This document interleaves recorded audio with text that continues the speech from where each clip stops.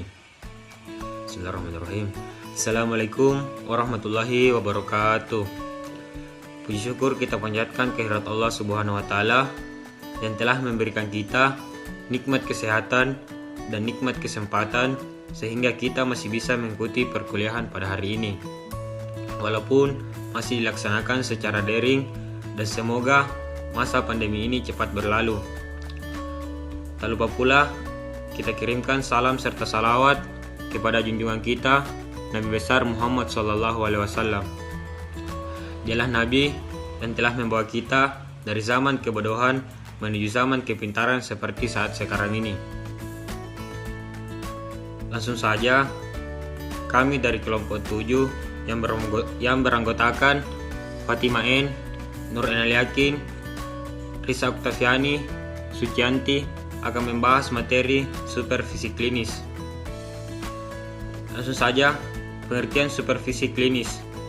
Supervisi klinis mula-mula diperkenalkan dan dikembangkan oleh Morris L. Chogan, Robert Gottheimer, dan Richard Weller di Universitas Harvard pada akhir dasawarsa tahun 50 dan awal dasawarsa 60-an. Supervisi klinis merupakan proses di mana supervisor dan guru bekerja sama untuk menganalisis perilaku dan kegiatan pengajaran. Supervisi klinis merupakan bentuk pengembangan profesional antara supervisor dan guru serta sebagai upaya peningkatan kualitas pengajaran tatap muka di kelas. Selanjutnya, asumsi dan latar belakang pentingnya supervisi klinis. Yang pertama, kualitas mengajar dapat ditingkatkan melalui suatu upaya tertentu dalam bentuk supervisi klinis.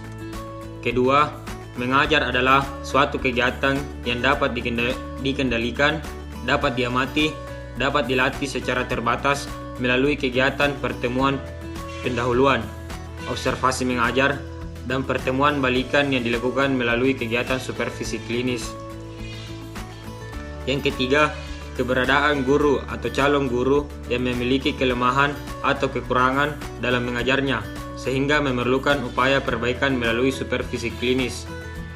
Yang keempat, dalam pelaksanaan supervisi sering ditemukan berbagai masalah sehingga diperlukan supervisi khusus.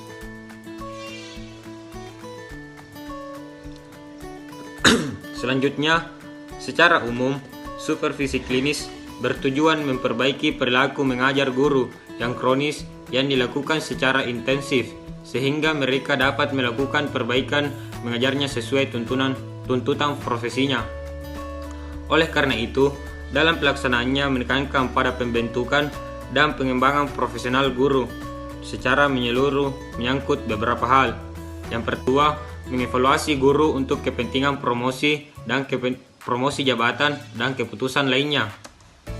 Yang ketiga, membantu guru mengembangkan satu sikap positif terhadap pengembangan profesional yang berkesinambungan. Yang keempat, menyediakan umpan balik yang objektif terhadap guru mengenai pengajaran yang dilaksanakannya. Yang kelima, mendiagnosis dan membantu memecahkan masalah-masalah pengajaran. Selanjutnya, secara kelembagaan, supervisi klinis memiliki fungsi. Yang pertama, mempertebal rasa tanggung jawab guru terhadap tugas dan wewenang dalam melaksanakan pembelajaran. Yang kedua, mendidik guru agar mereka melakukan pekerjaannya sesuai dengan prosedur dan tuntutan profesional yang telah ditentukan. Yang ketiga, mencegah terjadinya kesalahan guru dalam pembelajaran yang berdampak pada hasil belajar siswa. Yang keempat, memperbaiki kesalahan dalam pembelajaran sehingga pembelajaran tidak mengalami hambatan dan pemborosan. Selanjutnya, secara personal bagi guru, supervisi klinis memiliki fungsi. Yang pertama, membiasakan diri melakukan pembelajaran sesuai dengan tuntutan ilmu, pengetahuan, dan teknologi serta kebutuhan siswa.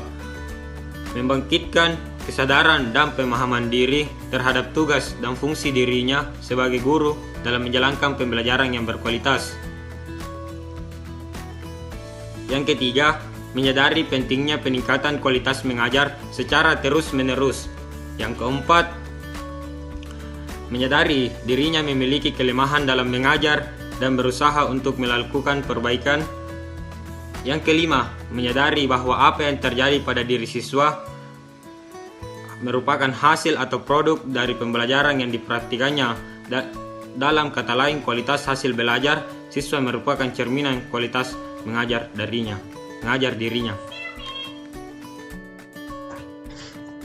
Selanjutnya, karakteristik supervisi klinis.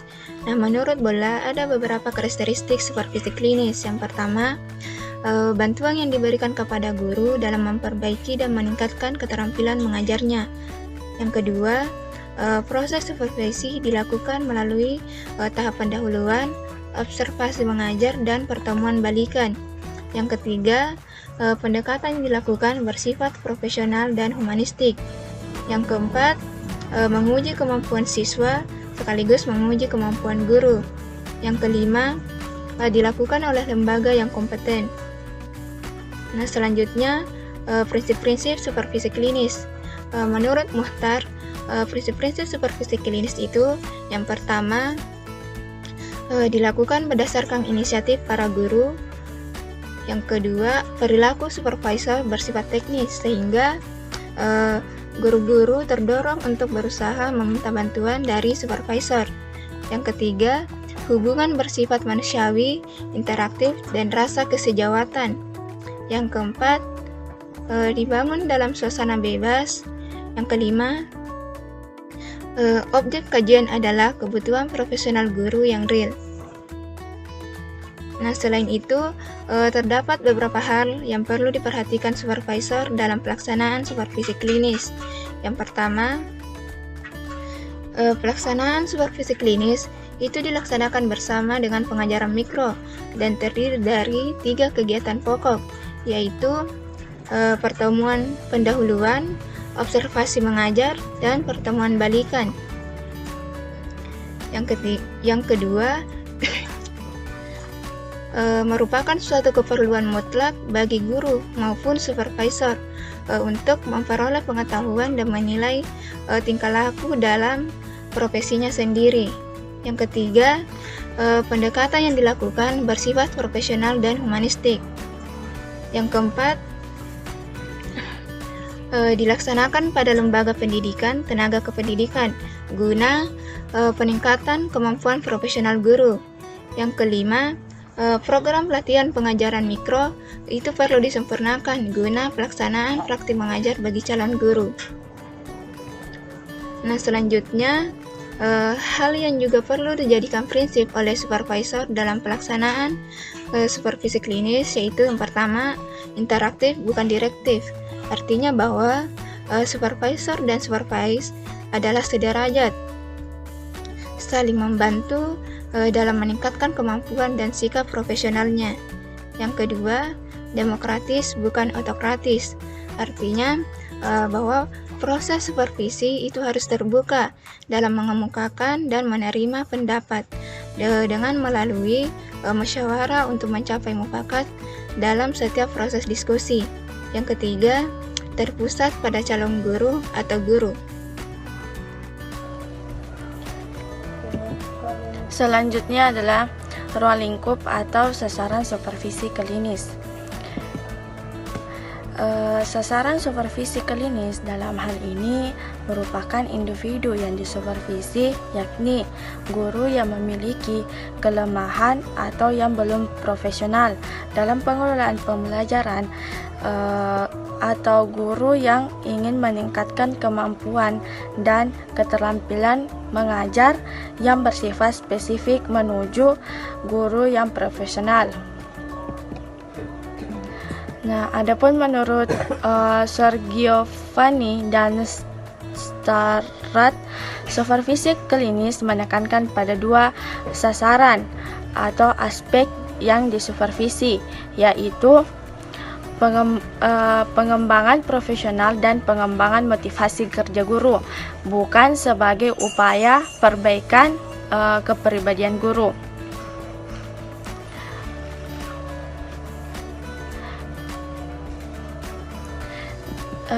Dari pandangan tersebut, supervisi diarahkan untuk yang pertama, membangun kesadaran dan kepercayaan diri dalam melaksanakan tugas mengajar. Yang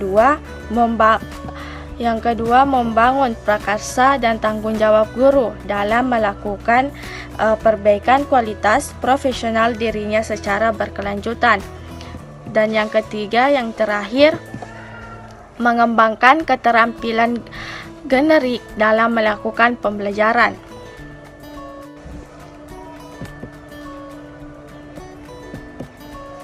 Selanjutnya, metode dan prosedur supervisi klinis. Terdapat perbedaan pandangan tentang proses supervisi klinis menurut para ahli. Namun, pada intinya, supervisi dilakukan melalui 3 siklus, yaitu yang pertama, tahap pertemuan awal. Tahap ini menganalisis rencana pelajaran, menetapkan bersama guru aspek-aspek yang akan diobservasi dalam mengajar. Pertemuan awal ini dilakukan sebelum melaksanakan observasi kelas. Tujuan utamanya ialah penyamaan persepsi antara supervisor dan guru untuk melakukan perbaikan pembelajaran. Kemudian pertemuan awal ini memerlukan waktu yang cukup singkat, yakni biasanya sekitar 20 menit sampai 30 menit. Kemudian yang kedua, tahap observasi mengajar. Tahap observasi mengajar ini mencatat peristiwa selama pengajaran. Catatan harus objektif dan selektif. Pada tahap ini, supervisor melakukan pengamatan langsung secara sistematis dan objektif dengan menggunakan instrumen yang mampu memotret kegiatan pembelajaran. Agar observasi ini berjalan dengan baik, paling tidak supervisor sebelum dan sesudah pelaksanaan observasi mengajar hendaknya mampu menentukan aspek-aspek yang akan diobservasi dan bagaimana cara mengobservasinya. Kemudian yang ketiga, tahap pertemuan balikan. Tahap ini menganalisis hasil observasi bersama guru dan menganalisis perilaku mengajar bersama, menetapkan aspek-aspek yang harus dilakukan untuk membantu perkembangan keterampilan mengajar berikutnya.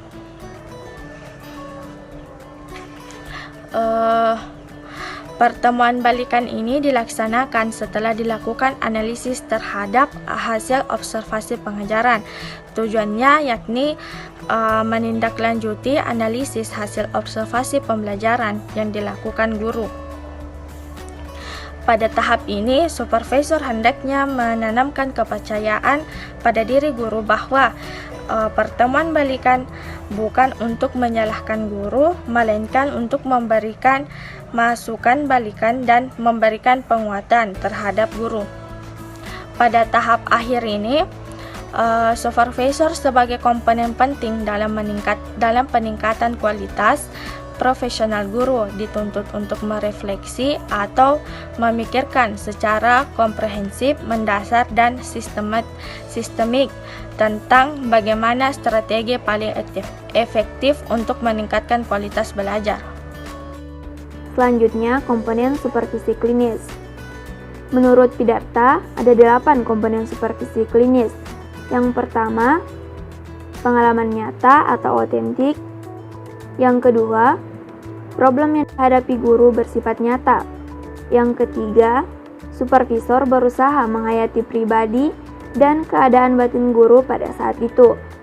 Yang keempat, terjadi diskusi antara guru dengan supervisor dalam perencanaan dan umpan balik bagi guru untuk meningkatkan kinerjanya. Yang kelima, refleksi guru, yaitu sebagai salah satu upaya mengaktifkan guru dalam mengembangkan dirinya. Yang keenam, melalui diskusi dan refleksi membutuhkan modifikasi atau revisi tentang cara menangani proses pembelajaran. Yang ketujuh, supervisi akan menghasilkan perkembangan pada kinerja guru. Yang kedelapan, jika guru sulit memecahkan masalah sendiri, maka supervisor memberi resep cara memperbaiki proses pembelajaran. Masalah dalam aktivitas supervisi klinis. Yang pertama, terbatasnya sarana yang tersedia untuk menunjang pelaksanaan pengajaran mikro, ataupun jika ada pemanfaatannya yang belum teratur. Kurang tersedianya tenaga klinis untuk melayani dan memelihara perangkat keras seperti alat perekam video, kamera, film, dan perlengkapan lainnya. Terbatasnya dana untuk pengadaan dan pemeliharaan suku cadang yang terus-menerus diperlakukan bagi keperluan sarana yang ada di pusat sumber belajar. Sistem pelaksanaan pengalaman lapangan yang masih menempatkan kegiatan praktik kependidikan di sekolah pada akhir-akhir tahun menjelang tamatnya calon guru yang tidak sesuai dengan kalender pendidikan. Angka perbandingan guru atau calon guru dengan supervisor tidak seimbang. Ketidaksesuaian antara rencana dan pelaksanaan pembelajaran, seperti RPP yang sudah bagus tetapi tidak dilaksanakan karena keterbatasan media pembelajaran. Terlalu banyaknya beban tugas guru sehingga guru tidak sempat memberikan pengajaran terbaik kepada para siswanya dan tidak sempat berinovasi. Tidak semua supervisor memahami dan menguasai tujuan supervisi klinis dan memiliki kompetensi yang melebihi kompetensi orang yang disupervisinya. Masih terjadinya supervisor yang bertindak sebagai mandor, yang menjaga jarak dengan guru saat supervisi klinis dilaksanakan, sehingga guru bukan tersembuhkan dari berbagai kesulitan dalam mengajar, tetapi justru berpotensi membuat kesulitan guru menjadi semakin kronis. Selanjutnya, menjadi supervisor klinis ideal. Menurut Graham Sloan, untuk menjadi supervisor klinis yang baik, hendaknya perlu memperhatikan beberapa hal, yaitu yang pertama, menjelaskan makna hakiki tentang apa dan untuk apa supervisi klinis itu sesungguhnya. Di sini, sebagai supervisor perlu menggarisbawahi disimilaritas atau perbedaan peran manajerial yang harus diemban oleh seorang supervisor. Yang kedua, memberi peluang bagi supervisor dan supervisi yang terorganisasikan secara baik dengan cara menyediakan pendidikan agar memahami proses, model, dan pedoman bagaimana kegiatan supervisi dimulai. Yang ketiga, dalam proses pendidikan hendaknya didiskusikan tentang kekuatan dan kelemahan supervisi klinis, serta menggarisbawahi literatur riset yang dilakukan. Yang ketiga, bersikap demokratis terhadap supervisi untuk memilih dan menentukan sendiri supervisor yang hendak dijadikan mitranya, memperkenalkan dan membudayakan cara sistematik untuk menciptakan perubahan.